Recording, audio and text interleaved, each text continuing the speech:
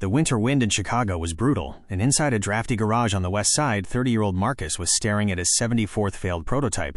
For 8 months, he had poured every spare dollar into designing a low-cost, portable solar water purifier for disaster relief zones.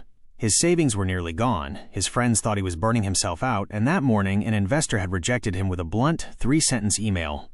Idea unproven. Market too risky. Marcus wanted to kick the workbench. He turned off the single hanging light bulb, sat in the cold dark, and let the crushing weight of self-doubt settle in. Every rational voice in his head told him to pack up his tools, return to his safe desk job, and walk away. Then his eyes caught a faded photograph taped to the toolbox. It was his grandfather, a man who had spent 40 years working on the Detroit assembly lines without complaining. His grandfather's voice echoed clearly. "The world doesn't care how many times you swing and miss. It only matters that you don't drop the bat." Marcus took a deep breath, stood up, and flipped the light back on.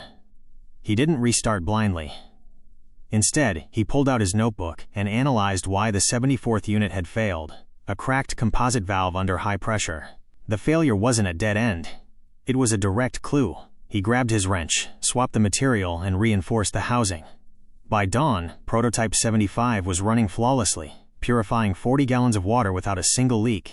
Within 2 years, that exact design was deployed across major emergency relief efforts, providing clean water to tens of thousands of people. Success rarely comes from sudden genius or effortless luck. It belongs entirely to the person willing to flip the light back on when everything else says it's time to quit.